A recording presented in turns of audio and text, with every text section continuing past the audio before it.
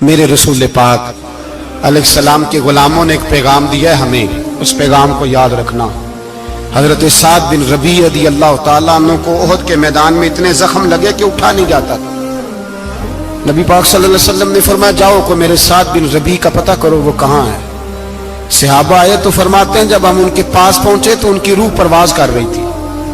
آخری لفظ انہوں نے ادا کیے، کہنے لگے ادھر آؤ صحابہ، ادھر آؤ، میری وصیت سن لو۔ ہم قریب گئے، ہم نے کہا شاید بچوں کے بارے میں، اولاد کے بارے میں، گھر کے بارے میں کوئی وصیت کریں گے۔ تو حضرت سعد بن ربیع نے وصیت فرمائی، کہنے لگے جا کے نبی پاک کے غلاموں کو میرا پیغام دے دینا، جا کے امت مسلمہ کو میرا پیغام دے دینا کہ مسلمانوں اگر تم میں سے ایک بھی زندہ ہوا اور نبی پاک کی ناموس پر کوئی حرف آیا تو پھر اللہ کی بارگاہ میں تمہارا کوئی عذر قبول نہیں کیا جائے گا۔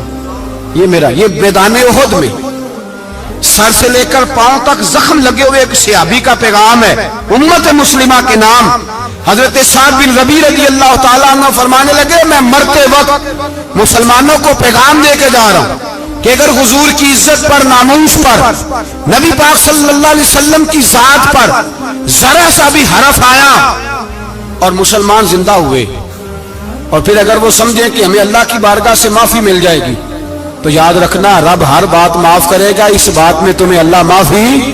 اس میں تمہیں یہ پیغام دیا سعد بن ربیع نے اور امت کو سمجھایا کہ ہر بات میں کمپرومائز کر لینا، رسول اللہ کی ذات کے بارے میں کمپرومائز نہ کرو۔